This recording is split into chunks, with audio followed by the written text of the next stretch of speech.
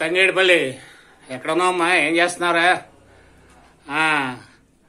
అదేరా, నువ్వు బయటకు వెళ్ళావంటే నాకు వెళ్ళేటప్పుడు చెప్పాలి, లేదంటే ఫోన్ చేస్తే నువ్వు ఫోన్ తీసుకొని నాకు ఏం కావాలో అడిగి అవి పట్టుకురావాలి. నువ్వు అక్కడ ఉన్నావు కనుక ఒక అరటిపళ్ళు గెల తీసుకురారా. అరటిపళ్ళు గెల 200 పళ్ళు ఉండాలి. పళ్ళు అంటే తినడానికి ఇంట్లో అందరం చాలా మంది ఉన్నారు, మన వాళ్ళు వచ్చారు. పళ్ళు అంటే నువ్వు గట్టిదైతే మళ్ళీ పనికిరావు. ఎలా ఉండాలంటే అరటిపళ్ళు ఇలా ముట్టుకుంటే ఊడిపోయేలాగా ఉండాలి. మెత్తగా ఉంటేనే తినబుద్ధి వేస్తుంది, లేకపోతే లేదు. బాగా గుర్తుపెట్టుకో, అగో ముట్టుకుంటే ఊడిపోయేలాగా ఉండాలి పండు. అలాంటి పండు అయితే తినడానికి బాగుంటుంది. 500 అయినా పర్లేదు, కొన్ని జాగ్రత్తగా. నీ బండి ఉంది కదా, పట్టుకొచ్చేయి.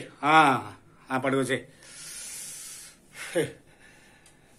వీడికి ఏ పని చెప్పినా తెంగర యాంగర మేళంలా చేసుకొస్తాడు. అడుగు వచ్చేసాడు, తెచ్చాడు. ఏరా ఆ గెల్లగా ఆ మొండు వంద పళ్ళేరా. అమ్మో అమ్మో అమ్మో,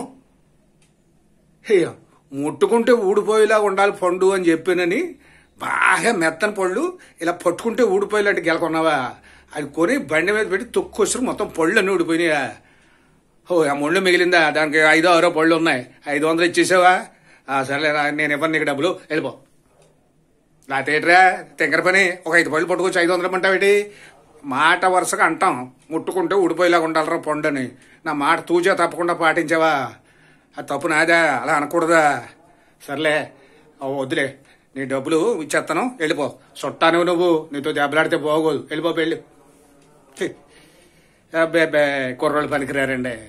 ముట్టుకుంటే ఊడిపోయేలా ఉండాలన్నాం అంటారు కదా, పండు మెత్తగా ఉండాలరా అంటే అర్థం అవుదని, ఇలా చెబితే బాగా అర్థం అవుతుంది అని అన్నాం. అంటే ఆడేం చేయడు, మొత్తం ముట్టుకుంటే ఊడిపోయేలాంటి పళ్ళు కొని బండి మీద ఎట్టాడు. మొత్తం అన్ని ఊడిపోయినాయి, 4 పళ్ళు మిగిలినాయి. 500 పికప్ చేసుకెళ్ళిపోతున్నాడు. తెలివితేటలు ఆలే అండి మనగా. చచ్చ